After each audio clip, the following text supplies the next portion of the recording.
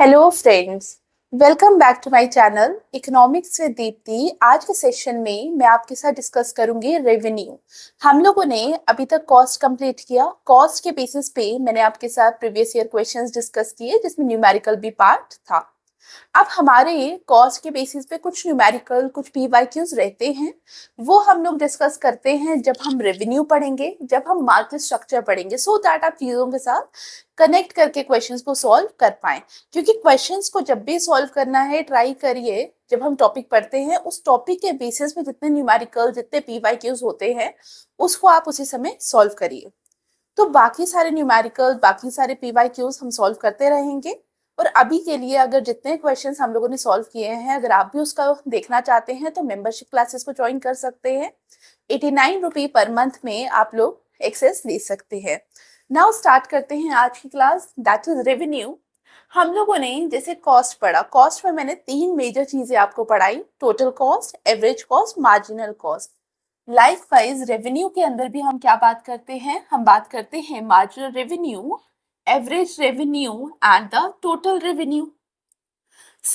सबसे पहला क्वेश्चन आता है दिमाग में, टोटल रेवेन्यू, मार्जिनल रेवेन्यू और एवरेज रेवेन्यू सभी पढ़ने से पहले कि रेवेन्यू है क्या। देखिए, जब भी हमने कोई चीज प्रोडक्शन की, किसी चीज की प्रोडक्शन की, लेट अस अज्यूम कि हम लोगों ने क्या किया, हमने मार्कर्स बनाए। जब हम लोगों ने मार्कर बनाए तो मार्कर को बनाने के लिए हमारी पॉकेट से पैसा गया। अब जो पॉकेट से हमारी पैसा गया तो उसको हम लोगों ने क्या कहा था, उसको हम लोगों ने कहा था कॉस्ट। इस मार्कर को बनाने के बाद मेरे को क्या करना है, मैं इस मार्कर को क्यों बना रही हूँ, सो दैट मैं मार्केट के अंदर इसको बेच सकूं। तो मार्केट के अंदर मुझे क्या करनी है, मुझे इसकी सेल करनी है। जब मैं इस मार्कर की सेल कर रही हूँ मार्केट के अंदर जाकर, तो मैं क्या कर रही हूँ, मैं वहां से कुछ पैसा कमा रही हूँ। जो पैसा उस समय मैं कमा रही हूँ उसको हम लोग इकोनॉमिक्स की टर्म्स में क्या कहते हैं, that is known as the revenue. उसको हम लोग क्या कहेंगे, उसको हम कहेंगे रेवेन्यू। अब जब हम उसको रेवेन्यू कह रहे हैं तो यहाँ पे जब मैंने बोला मार्जिनल रेवेन्यू, आप सबको पता है अभी तक मार्जिनल का मतलब जो मुझे एडिशनल चीज से मिल रहा है। ठीक है, अगर मैं 10 पेन बना रही हूँ और मैं आपको बोल रही हूँ 11th पेन से मुझे कितना रेवेन्यू अर्न हुआ, दैट इज एडिशनल पेन बनाने से, एडिशनल पेन को बनाकर बेचने से मुझे कितना रेवेन्यू मिलेगा, that is my marginal revenue. ठीक है, क्योंकि अभी तक आप लोगों को मार्जिनल क्या है, एवरेज क्या है, टोटल क्या है, कुछ कुछ चीजें तो समझ आ रही हैं, कुछ कुछ टर्मिनोलॉजी से आप लोग लिंक कर पा रहे होंगे। तो हम लोग जब मार्जिनल के बारे में बात करते हैं तो हम लोग क्या बोल रहे हैं, वी आर सेइंग कि मार्जिनल रेवेन्यू क्या है, it is the additional revenue जो मुझे कहाँ से मिल रहा है, जब मैं 1 extra unit of the commodity को मार्केट के अंदर सेल कर रही हूँ। तो जो वहां से मुझे रेवेन्यू मिल रहा है that is my marginal revenue. अब आता है हमारा टोटल रेवेन्यू। मैंने बोला मैंने 11 मार्कर्स सेल किए मार्केट में। अब 11 मार्कर्स जब मैंने बेचे तो लेट से जब मैंने आपको बोला ये 11 मार्कर्स हैं, तो उस समय आपने मुझे दिए लेट से 55 रुपीज। जब आपने मुझे 55 रुपीज दिए, वो 55 रुपी कहाँ से आए, मेरे पास एक मार्कर को बेच के मुझे 55 नहीं मिला। 55 रुपीज मुझे मिले जब मैंने 11 मार्कर्स को मार्केट के अंदर बेचा। इसका मतलब जब मैंने अपना टोटल प्रोडक्ट बेचा मार्केट के अंदर, तो टोटल प्रोडक्ट को बेचने से मुझे कितना पैसा आया, that is the total revenue. ठीक है, total revenue means overall revenue, overall कितना पैसा मैंने अर्न किया। अब यहाँ पे थर्ड टर्म आती है that is the average revenue. अभी मैं आपको टेबल से भी समझाऊंगी कि average revenue, marginal revenue, total revenue हम किस तरीके से देखेंगे। एवरेज रेवेन्यू के बारे में अगर हम बात करें तो हम पर यूनिट के रेवेन्यू के बारे में बात कर रहे हैं। ठीक है, मैंने बोला कि ओवरऑल मुझे 55 रुपी अर्न किए मैंने। 55 इज वॉट, टोटल रेवेन्यू। अब मैं आपसे पूछ रही हूँ कि पर यूनिट मुझे कितना रेवेन्यू मिल रहा है, तो आप इसको डिवाइड करेंगे by the number of units, that is 11, that is the quantity. अब ये जो 55 डिवाइडेड बाय 11 मैंने किया तो मेरे पास क्या आ जाएगा, मेरे पास 5 आएगा आंसर। ये जो 5 है this is basically the average revenue, जिसको हम लोग क्या बोल रहे हैं, revenue, total revenue divided by quantity, या रेवेन्यू पर यूनिट मुझे कितना मिल रहा है, दैट इज 5 रुपी। तो टोटल रेवेन्यू क्या हुआ, ओवरऑल रेवेन्यू, मार्जिन रेवेन्यू क्या हुआ, जो मुझे additional unit of the commodity से रेवेन्यू मिल रहा है, और एवरेज रेवेन्यू क्या है, it is the revenue per unit. I hope आपको मोटा मोटा समझ आया। अब हम एक टेबल की फॉर्म में समझने की कोशिश करेंगे एआर का कॉन्सेप्ट, एमआर का कॉन्सेप्ट एंड टीआर का कॉन्सेप्ट।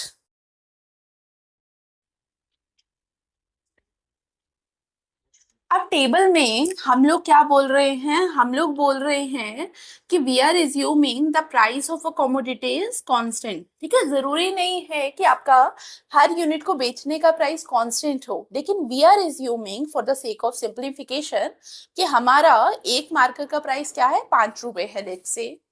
तो यहाँ पे मैंने बोला कि जब मैंने फर्स्ट यूनिट बेचा मार्कर का तो प्राइस क्या है, price is 5 rupee. Second unit बेचा तब भी प्राइस क्या है, 5 रुपी। थर्ड में भी प्राइस क्या है, 5। फोर्थ में भी प्राइस क्या है, 5। फिफ्थ यूनिट में भी प्राइस क्या है, 5 रुपी। आई एम एज्यूमिंग कि प्राइस क्या है, कांस्टेंट है। अब देखिए, जब मैं बोल रही हूँ कि price is constant, at that time price क्या होता है, price is the average revenue. याद रखना, इस पॉइंट को लिख लीजिए।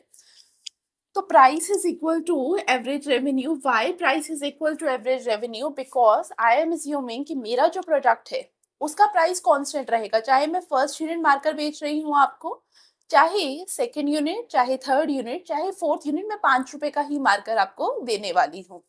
तो अब मैं टोटल रेवेन्यू अगर निकालूं, टोटल रेवेन्यू हम कैसे निकालते हैं, total revenue is equal to price into quantity. 5 into 1 it is equal to 5, 5 into 2 10, 15, 20, 25। I hope आपको समझ आया कि मैंने टोटल रेवेन्यू कैसे निकाला। मैंने प्राइस मल्टीप्लाई किया क्वांटिटी से। मैंने बोला कि जब मैं फर्स्ट यूनिट बेच रही थी तो मेरे को जो टोटल रेवेन्यू अर्न हुआ दैट इज 5 रुपी। जब मैंने 2 यूनिट्स बेचे तो टोटल रेवेन्यू मुझे 10 रुपीज आया। 3 यूनिट में टोटल रेवेन्यू 15, 4 यूनिट्स में टोटल रेवेन्यू क्या आया, 20, और फिर 5 यूनिट बेचने में टोटल रेवेन्यू क्या आया, 25। नाउ मुझे क्या चाहिए, मुझे मार्जिनल रेवेन्यू चाहिए। मार्जिनल रेवेन्यू में कैसे कैलकुलेट करती हूँ, हम लोग क्या करते हैं, M R is equal to TRN-TRN-1। मतलब अगर मुझे निकालना है कि फर्स्ट यूनिट से मार्जिन रेवेन्यू क्या मिलेगा, तो फर्स्ट यूनिट का तो 5 ही रहेगा। अगर मुझे निकालना है कि by selling to second unit 2 units of pen, मुझे मार्जिनल रेवेन्यू कितना मिला सेकेंड यूनिट से, तो मैं कैसे निकालूंगी, मैं इसको निकालूंगी 10 minus 5 which is equal to 5।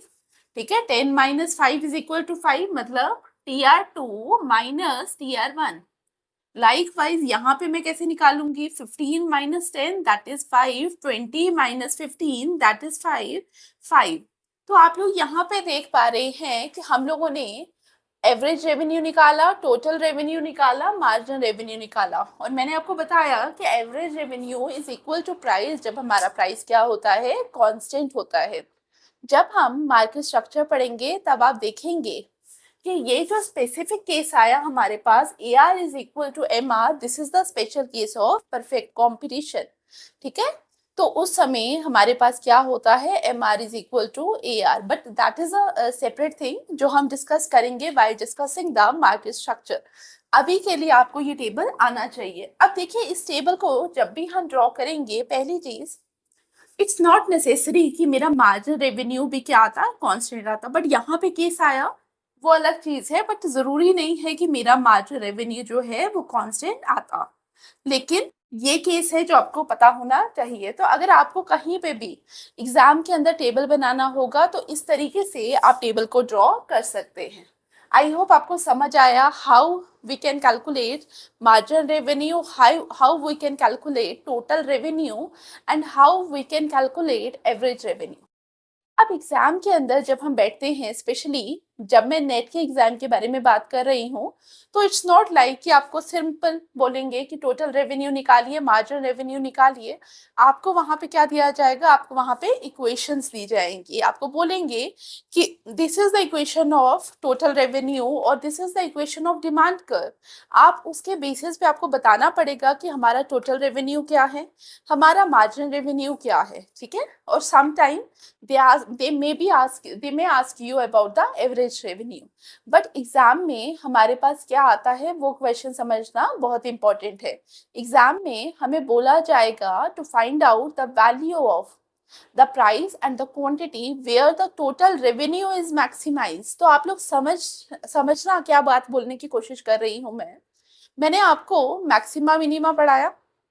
तो मैक्सिमा मिनिमा में मैंने आपको बोला था कि मिनिमा जब हम डिस्कस करते हैं तो मिनिमा में हम किसके बारे में बात कर रहे हैं, टू मिनिमाइज द कॉस्ट। अब मैक्सिमा का जो कॉन्सेप्ट था वहां पे उस समय मैंने आपको बताया था हम रेवेन्यू को मैक्सिमाइज करते हैं, हम प्रॉफिट्स को मैक्सिमाइज करते हैं। तो मैक्सिमा मिनिमा को अब आप यहाँ पे लिंक करेंगे। जब हम अभी मैं आऊंगी इस चीज पे, तो जब हम रेवेन्यू के बारे में बात करेंगे तो एक चीज दिमाग में क्लियर होनी चाहिए कि हम यहाँ पे किसके बारे में बात करेंगे, हम यहाँ पे फर्दर लेकर आएंगे मैक्सिमा मिनिमा वाला टॉपिक। दिमाग में लाइए, ठीक है, सो दैट आप चीजों को लिंक कर सके। तो मैक्सिमा मिनिमा से हम क्वेश्चन यहाँ पे सॉल्व करते हैं, किस तरीके से करेंगे वो भी मैं आपको बताऊंगी। लेकिन उससे पहले हमें दो चीजें यहाँ पे एक्सप्लेन शेयर करनी है। Number one, price elasticity of demand के साथ हम रेवेन्यू को लिंक करेंगे, और दूसरा हमें डायग्राम्स पता होनी चाहिए रेवेन्यू की। उस पार्ट को भी अब एक बार देखते हैं, फिर हम क्वेश्चन की तरफ जाएंगे। Now coming to the curves, जब हम किस तरीके से ड्रॉ करते हैं मार्जिनल रेवेन्यू को, टोटल रेवेन्यू को, एवरेज रेवेन्यू को, दैट डिपेंड्स। किस तरीके से डिपेंड करेगा, दो अलग तरीके से हमें इसकी कर्व्स मिलती है। नंबर वन, जब हम परफेक्ट कंपटीशन के बारे में बात करते हैं। नंबर टू, जब हम इम्परफेक्ट कंपटीशन पे बात करते हैं। ठीक है, परफेक्ट कंपटीशन और इम्परफेक्ट कंपटीशन जब हम नेक्स्ट क्लास के बारे में बात करेंगे, that is the market structure, हम वहां पे इन डिटेल बात करेंगे। परफेक्ट कंपटीशन आप लोगों ने नाम सुना होगा मे बी, और इम्परफेक्ट कंपटीशन के अंदर आपने मोनोपोली, मोनोपोलिस्टिक कंपटीशन, ओलिगोपोली, उनके नाम सुने होंगे। अभी मैं आपको सिर्फ एक चीज कन्वे करने की कोशिश कर रही हूँ कि जब आप बुक भी पढ़ेंगे तो वहां पे आपको समझ आएगा कि जब हम परफेक्ट कंपटीशन पे बात कर रहे हैं हमारी कर्व्स का स्ट्रक्चर अलग हो जाता है, और दूसरा जब हम इम्परफेक्ट कंपटीशन पे बात करते हैं तो हमारी जो कर्व्स है उसका स्ट्रक्चर चेंज हो जाता है। और अब हम लोगों ने जब परफेक्ट कंपटीशन पे बात की तो मैंने आपको एक चीज बोली, मैंने आपको बोला कि in case of perfect competition हमारा क्या होगा, हमारा price is equal to average revenue होगा। जो प्राइस है that is the average revenue when we talk about perfect competition, and it comes to be equal to MR. जो हम लोगों ने अभी टेबल बनाया, कॉपीज में देखी अपनी अपनी, तो वहां पे आपको दिखेगा। तो हमारी वहां पे जो कर्व आएगी लाइक दिस आएगी, AR is equal to MR। हमारी इस तरीके से कर्व आएगी वहां पे, जहां पे हम लोग बोल रहे हैं price is constant, price is constant through out this line. Price क्या है हमारा, कांस्टेंट है। बिकॉज AR इज कांस्टेंट, हमारा टोटल रेवेन्यू क्या करता है, यहाँ पे राइज करता है। इन case of perfect competition total revenue rises, total revenue क्या करेगा, राइज करेगा। लीनियर कर्व बनती है हमारी कहाँ पे, परफेक्ट कंपटीशन पे। अब जब मैंने बोला कि लीनियर कर्व बनती है हमारी परफेक्ट कंपटीशन पे, तो याद रखना ये बहुत ज्यादा इन रियल केस नहीं होता है हमारा। इन रियलिटी हमें देखने को मिलेगा कि टोटल रेवेन्यू जो है दिस कर्व, ये एक पॉइंट तक क्या करेगा, एक पॉइंट तक राइज करेगा, मैक्सिमम पॉइंट पे आएगा, उसके बाद टोटल रेवेन्यू स्टार्ट डिक्लाइनिंग। तो ये वाला जो केस है, दिस फर्स्ट केस, ये हमारा कहाँ पे बनता है, परफेक्ट कंपटीशन में। मार्केट स्ट्रक्चर पे डिटेल पे डिस्कस करेंगे, बट मैं आपको अलग से फिगर इसलिए दिखा रही हूँ सो दैट आप चीजों को रिलेट कर सके। दूसरा केस होता है हमारा इम्परफेक्ट कंपटीशन का, जहां पे हम लोग क्या बोलते हैं कि टोटल रेवेन्यू जो है हमारा वो इंक्रीज करेगा up to a point, then वो फॉल करेगा। अप टू अ पॉइंट क्या करने वाला है, टोटल रेवेन्यू, ये डायग्राम बहुत इंपॉर्टेंट है जहां से हमें न्यूमेरिकल करना है। हमें क्या करना है, यहाँ से न्यूमेरिकल करना है, तो it's a very important thing जो आप लोगों को पता होनी चाहिए। तो टोटल रेवेन्यू हम लोग क्या बोल रहे हैं कि दिस इज द पॉइंट जहां पे टोटल रेवेन्यू क्या होगा, मैक्सिमम होगा। इससे पहले टोटल रेवेन्यू इंक्रीज कर रहा है एंड आफ्टरवर्ड हमारा टोटल रेवेन्यू क्या कर रहा है, फॉल कर रहा है। टोटल रेवेन्यू जब मैं बोल रही हूँ राइज कर रहा है, इसका मतलब यहाँ पे जो मेरा कुछ एडिशनल हो रहा है that is a positive number. Let's say मैंने, ध्यान से सुनिए, लेट्स से मैंने बोला मैंने 5 मार्कर सेल किए, 5 मार्कर को सेल करने में मुझे मिला 50 रुपए। अब मैं बोलूंगी कि मेरा टोटल रेवेन्यू इंक्रीज कर रहा है। लेट्स से 6 मार्कर्स बेचने में मेरा टोटल रेवेन्यू हो गया 55। इसका मतलब क्लियरली 50 में मैंने +5 किया तो 55 आया। इसका मतलब ये जो +5 था, it is what, it is the marginal revenue जो मुझे 6 मार्कर से मिला। ये जो मार्जिनल रेवेन्यू है, because it's a positive number, +5 है ना, पॉजिटिव नंबर है, इसी की वजह से मेरा टोटल रेवेन्यू क्या कर रहा है, इंक्रीज कर रहा है। अगर मैं बोलती 50 की जगह हो गया 48, तो मेरा क्या होता, मेरा मार्जिनल रेवेन्यू -2 होता ना। तो मेरा मार्जिनल रेवेन्यू, बिकॉज मेरा marginal revenue is a positive number, मेरा टोटल रेवेन्यू क्या करेगा, इंक्रीज करेगा। इसका मतलब जब मेरा मार्जिनल रेवेन्यू पॉजिटिव होता है तो टोटल रेवेन्यू क्या करता है, इंक्रीज करता है। मुझे पहली चीज ये समझ आई। दूसरा, अगर मैं यहाँ पे बात करूं, ठीक है, मैंने बोला लेट्स से तो मैंने जब मैंने 9 मार्कर सेल किए, जब मैंने 9 मार्कर बेच दिए, तो 9 मार्कर को बेचने में मेरे को क्या हुआ, मेरा total revenue let's say 70 rupees था। मेरा टोटल रेवेन्यू 70 रुपए था जब मैंने 9 मार्कर सेल किए। अगर मैं आपको बोलूं कि इस समय मेरा टोटल रेवेन्यू जो है वो कांस्टेंट है, दैट इज नॉट इंक्रीजिंग, ठीक है, अगर मैं 9 की जगह 10 भी बेच रही हूँ तो total revenue is again constant. इसका मतलब यहाँ पे एडिशन क्या हुआ, एडिशन 0 का हुआ, कोई एडिशन नहीं हुआ, 0। तो इसका मतलब ये 0 क्या है, 0 इज माई मार्जिनल रेवेन्यू, 0 क्या है, मार्जिनल रेवेन्यू।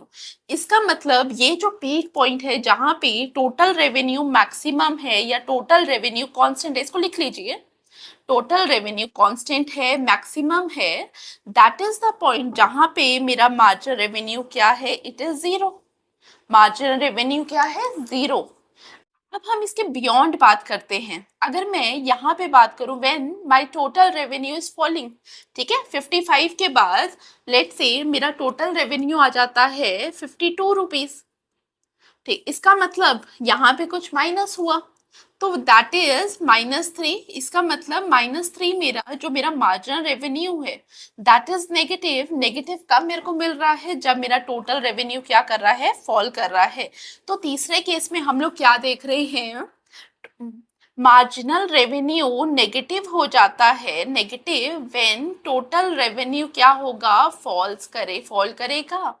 तो अगर अब आपसे कोई रिलेशनशिप पूछे between the total revenue and the marginal revenue, I think you can easily quote these points कि मार्जिनल रेवेन्यू अगर मेरा पॉजिटिव है तो टोटल रेवेन्यू इंक्रीज कर रहा है, अगर मेरा marginal revenue 0 it means total revenue is constant, या जिसको हम लोग क्या बोल रहे हैं, मैक्सिमम। और मैं आपको अभी वापस बोल रही हूँ, दिस इज द पॉइंट जहां से क्वेश्चन पूछने वाले हैं वो।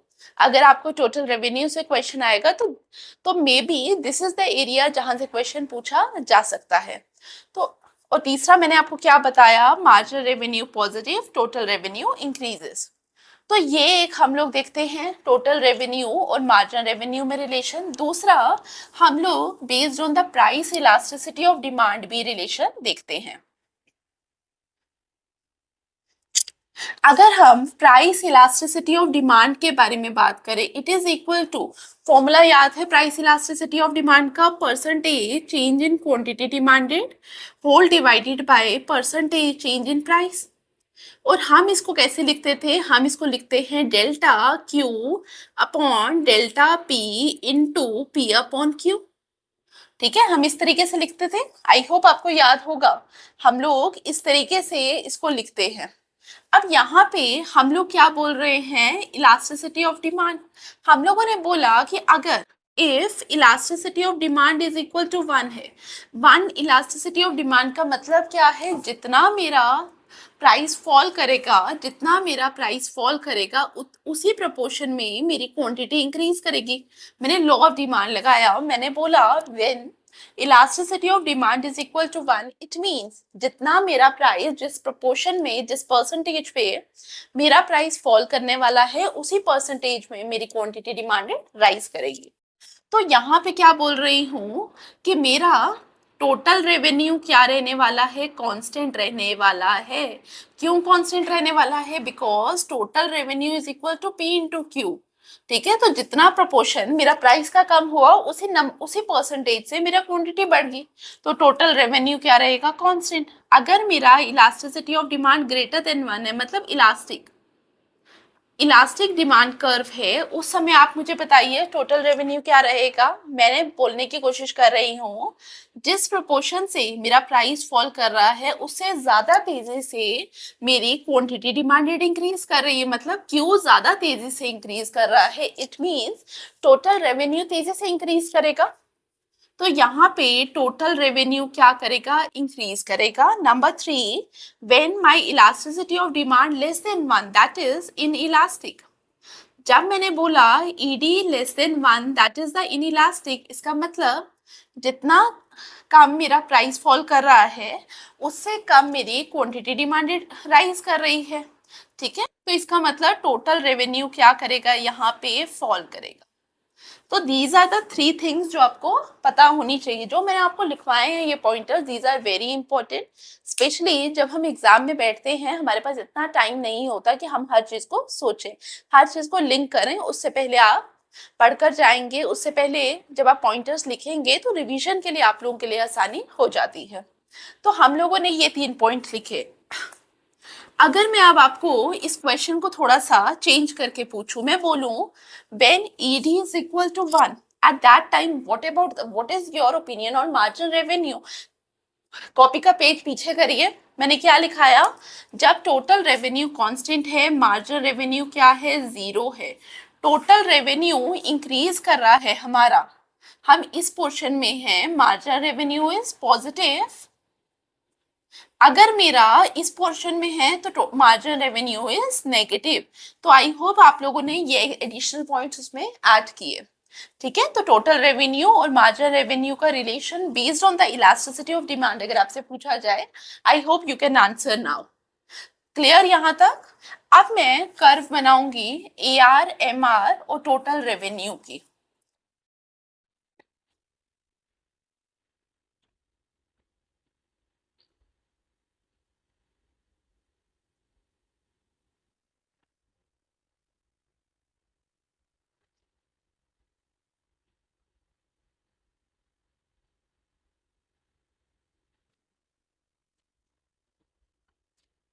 अब यहाँ पे अगर आप देखें, this is my average revenue curve, और average revenue curve is basically what you are, it is the demand curve. ठीक है, कहीं अगर मैंने फ्यूचर के अंदर बोला कि AR is what, AR is your demand curve, तो आई होप आप लोग रिलेट कर पा रहे होंगे। और याद रखना, मैंने बोला कि दिस इज माई प्राइस, और ये जो पॉइंट है it is the Midway point. जब भी आपको मार्जिनल रेवेन्यू कर्व ड्रॉ करना है तो ये मिडवे पॉइंट है। अगर आप लोगों को देखना है कि कैसे ये मिडवे पॉइंट है, तो आहूजा के अंदर उन्होंने एक्सप्लेन किया हुआ है बाय यूजिंग सिमिलर ट्रायंगल, तो आप उसको देख सकते हैं। अदर देन दैट अगर आप नहीं भी देखेंगे तो भी आप लोग ये याद रखें कि this is the mid point जिसके बारे में हम बात कर रहे हैं। तो हम लोगों ने बोला this is my average revenue, this is my marginal revenue. मुझे क्या ड्रॉ करना है? मुझे अब टोटल रेवेन्यू कब ड्रॉ करना है? तो टोटल रेवेन्यू में कैसे ड्रॉ करूंगी? मार्जिनल रेवेन्यू का ये पॉइंट लीजिए, where marginal revenue is equal to 0, my total revenue is maximum. याद आ रहा है? तो this is my total revenue curve. I hope अब आपको मैं बोलूं ड्रॉ करने के लिए तो अब आप कर सकते हैं। क्लियर? यहाँ तक सबको समझ आया? नाउ लास्ट पॉइंट क्लास का बचा है, उसके बाद हम क्लास खत्म करेंगे। अब यहाँ वाली ये वाली डायग्राम भूल जाइए।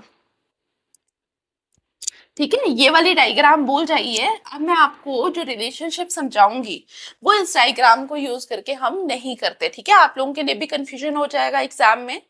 Relationship between MR and AR, marginal और एवरेज के बीच में बहुत बार रिलेशन पूछा जाता है, और रिलेशन याद करने का तरीका वही है जो हमने लास्ट टाइम भी किया था।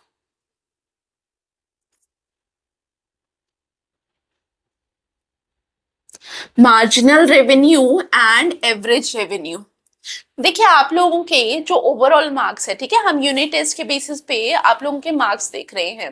लेट अस अज्यूम कि आप लोगों ने 3 यूनिट टेस्ट दिए, और 3 यूनिट टेस्ट के बाद T1 के टाइम क्या हुआ, आपका जो एवरेज स्कोर बन रहा था, लेट अस अज्यूम किसी का एवरेज स्कोर बन रहा था 500 मार्क्स एवरेज। अगर आप फोर्थ यूनिट टेस्ट में स्कोर करो, फोर्थ यूनिट टेस्ट के अंदर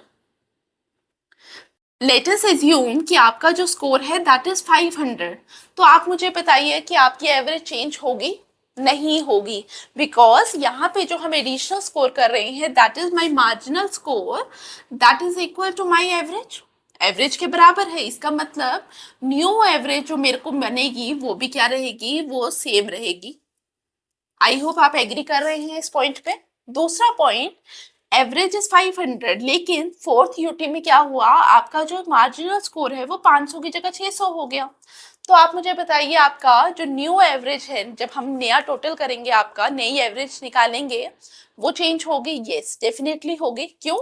बिकॉज मार्जिनल ज्यादा है हमारा, और न्यू एवरेज क्या होगी, new average is new average जो होगी हमारी, that will be greater than this 500। ठीक है, ग्रेटर देन होगी 500 के, ग्रेटर देन ओल्ड। इसका मतलब हम लोग बोल रहे हैं न्यू एवरेज क्या करेगी, इंक्रीज करेगी, जब आपका मार्जिनल ग्रेटर देन एवरेज है। मार्जिनल ग्रेटर देन एवरेज है तो आपकी एवरेज क्या कर रही है, इंक्रीज कर रही है। अब मैं एक नया केस लेती हूँ जहां पे आपका मार्जिनल स्कोर क्या करता है, फॉल करता है। अब पहले आप 500 स्कोर कर रहे थे, अब आप 400 स्कोर कर रहे हैं। तो अब आपका जो न्यू एवरेज होगा वो क्या होगा, ओवरऑल आपके जब हम नंबर देखेंगे T1 के अंदर, तो वो क्या करेगा, वो फॉल करेगा। क्यों फॉल करेगा? बिकॉज यहाँ पे हमें क्या दिखा, marginal is less than average, that's why मेरा जो एवरेज है वो भी फॉल कर गया। तो ये जो पूरा याद करने का तरीका है, इसी के बेसिस पे आप एवरेज और मार्जिनल के बीच का रिलेशन याद रखेंगे। कैसे याद रखेंगे? आप बोलेंगे अगर मेरा मार्जिनल और एवरेज बराबर है तो मेरा एवरेज जो है वो कांस्टेंट रहेगा। अगर मेरा मार्जिनल ग्रेटर देन एवरेज है, एट दैट टाइम मेरा एवरेज क्या हो रहा है, इंक्रीज कर रहा है। अगर मेरा मार्जिनल लेस देन एवरेज है, इसका मतलब मेरा एवरेज क्या करेगा, फॉल करेगा। आई होप आपको ये समझ आया। क्लियर?